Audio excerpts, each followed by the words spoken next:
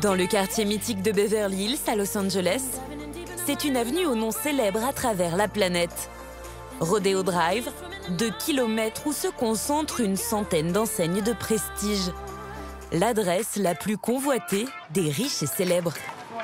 Ce jour-là, Madame a carte blanche. Elle peut choisir tout ce qui lui plaît chez ce grand joaillier. Hello. Salut. Comment ça va?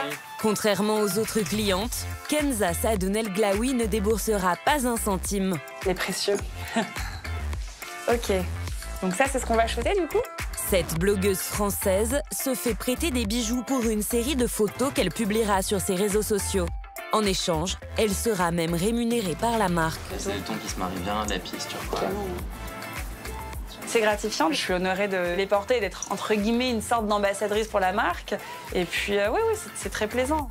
En tout, la blogueuse repart avec une parure d'une valeur de près de 35 000 €. Là, je porte du coup des manchettes et je les aime beaucoup parce qu'au-delà de simples bracelets, c'est vraiment des bijoux qui habillent une simple tenue. Ce petit pendentif que je vais porter avec cette tenue-là.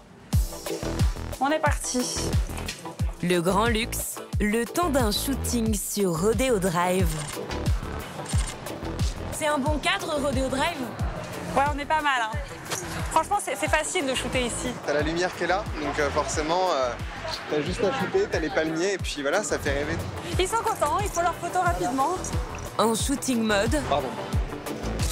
en selfie, ou dans l'objectif des 7,5 millions de touristes chaque année, Rodeo Drive est une des rues les plus iconiques au monde. C'est le lieu de toutes les illusions. C'est la crème de la crème. Le pouvoir, la prospérité, l'argent et la beauté. C'est un endroit tellement magique. Rodeo Drive, une allée de palmiers, une parade de belles voitures et surtout un défilé de stars. Rendu célèbre par le film Pretty Woman et les emplettes de Julia Roberts, aujourd'hui, Jessica Alba, Cristiano Ronaldo ou encore J-Lo viennent y faire flamber leurs cartes de crédit. Nous vous emmenons sur la plus bling-bling des rues de la planète, dans les secrets de Rodeo Drive. Quel est le meilleur jour de la semaine? Je ne vous entends pas. C'est comme ça tous les lundis sur le parvis de la mairie de Beverly Hills à Los Angeles. Un peu plus bas. Malgré les apparences, Lily Bossy, 57 ans, n'est pas prof de fitness. Il s'agit de Madame le maire. Est-ce que vous êtes prêts pour la marche avec le maire? Toutes les semaines, elle invite ses administrés à une marche sportive de 90 minutes à travers les rues de la ville. J'adore notre mère, elle est formidable. Et c'est pour ça qu'on marche. C'est comme ça tous les lundis matins à Beverly Hills. J'adore la marche du lundi, ça me donne de l'énergie pour toute la semaine. Ce jour-là, plusieurs centaines de marcheurs aux couleurs de la ville sillonnent la plus célèbre des rues de leur quartier. Bonjour, ravi de vous rencontrer. Bonjour. Quelle est cette rue? Ça, c'est Rodeo Drive, la plus célèbre rue de la planète. C'est super de vous voir ici. Lily Bossy a créé cette marche lors de sa première élection en 2014. C'est pour une ville en bonne santé? Pour une ville en bonne santé, des habitants en bonne santé, une économie saine et un gouvernement sain. Son credo, être une maire accessible. Vous n'avez pas à prendre rendez-vous avec le maire dans un bureau à une certaine heure à l'hôtel de ville. Vous savez que tous les lundis, vous pouvez venir parler avec votre maire de vos problèmes et je les résoudrai. D'ailleurs, elle n'hésite pas à donner son numéro de portable à tous ses administrés. 310 963. Et même aux stars de passage comme ce jour-là, le chanteur Eric Clapton, quelque peu étonné. Que faites-vous? Tous les lundis, c'est la marche avec le maire. Ah ouais? Si vous avez besoin de me parler, je vous donne mon numéro et vous pouvez m'appeler quand vous voulez. En vacances à Los Angeles, la star anglaise se souvient d'un Rodeo Drive quelque peu différent. Ça me ramène aux années 60. C'était plus hippie, plus tranquille. Et puis les célébrités n'existaient pas à l'époque. C'était seulement des musiciens, des gens créatifs. Ravi de vous avoir rencontré. Pour comprendre comment le mythe s'est créé, il faut se rendre à l'extrémité nord de Rodeo Drive, au Beverly Hills Hotel. L'épicentre du glamour hollywoodien a vu défiler un siècle d'anecdotes de stars. Bonjour. Bonjour, ravi de vous accueillir. Alors nous voilà dans cet endroit mythique. On y est. Steven Boggs est responsable clientèle depuis plus de 10 ans. Ici, il a vu passer Kim Kardashian, Katie Holmes ou Mariah Carey. Le prix des chambres démarre à 1 000 € la nuit et jusqu'à 20 000 pour une chambre avec piscine privée. Le prix du luxe et de la discrétion. Le bâtiment principal est derrière nous, mais nous arrivons au bungalow. C'est là où toutes les célébrités viennent quand elles ne veulent pas être vues. Je peux vous raconter l'histoire de Marilyn Monroe et Yves Montand. Au début des années 60, ils faisaient un film ensemble qui s'appelait Le Milliardaire. Marilyn logeait dans le bungalow 5 et elle a eu une liaison passionnelle avec Yves Montand. Il était marié avec Simone Signoret et Marilyn était mariée à Arthur Miller. Alors quand les studios ont eu vent de cette aventure, ils ont fait venir Simone et Arthur. Ils se sont arrangés pour que chacune des femmes fasse un dîner à leur mari et qu'ils mangent ensemble pendant qu'un photographe de Life prenait des photos de tout cela.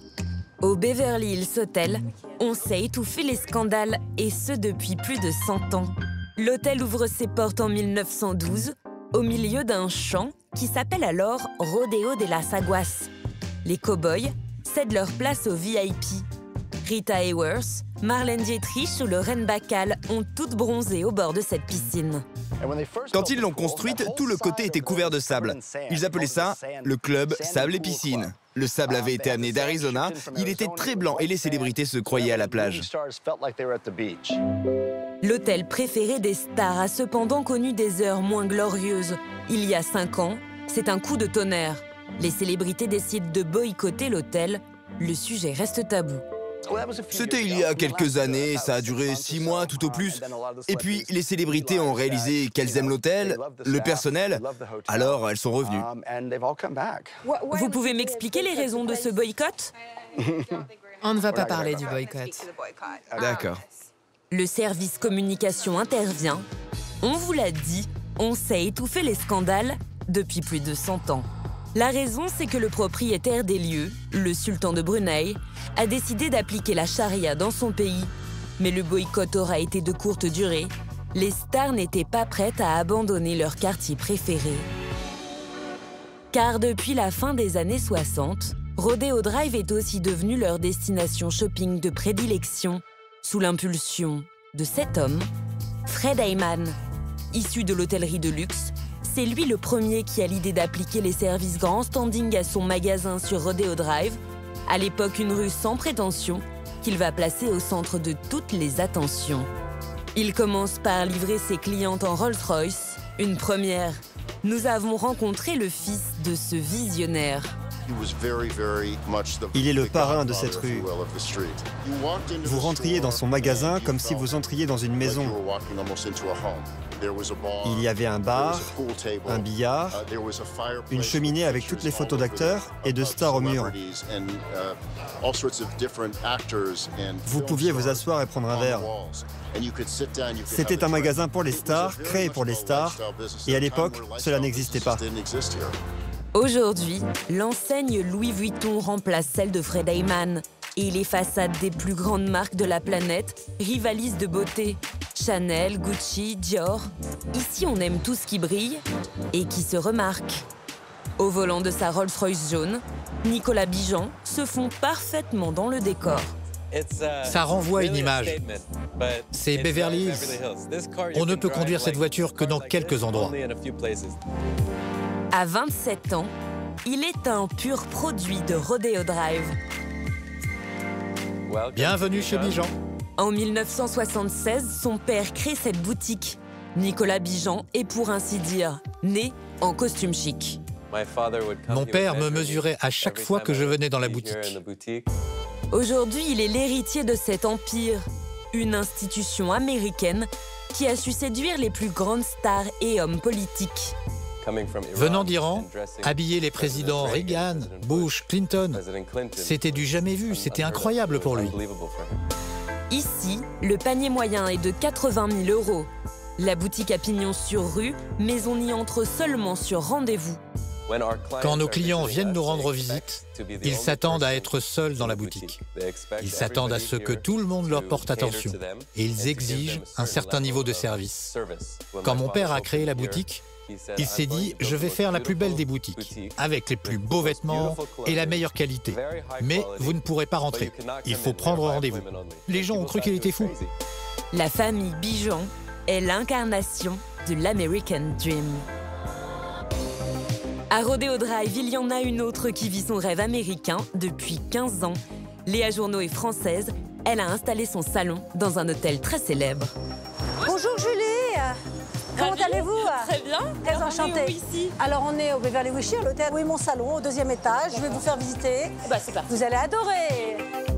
Cette Parisienne est la coiffeuse des stars à Los Angeles, dans l'hôtel qui a servi de décor au film Pretty Woman. Elle rentre là et elle va rencontrer Richard Gere. Et ça, c'est une histoire d'amour. Toutes les célébrités, elles viennent là. C'est plein d'histoires. Mais Pretty Woman, c'est quelque chose de... C'est quelque chose. Maintenant, on va aller voir Armie Hammer. Armie Hammer a pris rendez-vous. Hello, hello! Car son film Call Me By Your Name est nommé aux Oscars et un petit rafraîchissement avant la cérémonie s'impose. Tu es prêt pour dimanche? Oui, surtout hâte que ça se termine. L'acteur et sa nouvelle coupe de cheveux vont être filmés par les caméras du monde entier. Vous avez la pression là? Non? Non, parce qu'il est super. Même si ma coupe est ratée, il sera beau. Oui, mais ce n'est jamais arrivé. Non, vraiment. Il en faut plus pour la déstabiliser. Elle, qui a déjà coiffé le tout Hollywood. Où est Léa Journeau? Comme Matthew Modine. L'acteur fétiche de Stanley Kubrick dans Full Metal Jacket, mais aussi plus récemment, le méchant dans Stranger Things, a rendez-vous avec la star des coiffeuses. On va faire un balayage. Ça va faire gris et blanc. Ça va être magnifique. Je vais t'expliquer ça. Il y a 5 ans, il a atterri dans le salon de Léa Journeau grâce aux bouches à oreilles. J'avais besoin de teindre mes cheveux en blond pour un projet. Et j'ai vu le blond d'Hélène DeGeneres. Et elle avait une si belle couleur que j'ai demandé qui l'avait réalisée. On m'a parlé de Léa. Et voilà. Hélène DeGeneres, Nathalie Portman, Brad Pitt, Orlando Bloom lui ont déjà confié leur tête. La première à lui avoir fait confiance, c'est Britney Spears. Et si les stars lui sont fidèles, ce n'est pas seulement pour ses talents de coiffeuse. Votre coiffeur est aussi votre psychologue. Et souvent un ami. Et même quelqu'un qui, grâce à ses relations, peut jouer aux entremetteurs. Vous savez, je me souviens d'une fois, je coiffais Orlando Bloom. Et qui arrive? Catherine Zeta-Jones. Je les ai présentés, ils ne se connaissaient pas. Tu sais comme je suis comme ça. En fait, on est dans l'endroit le plus exclusif d'Hollywood. Sans aucun doute.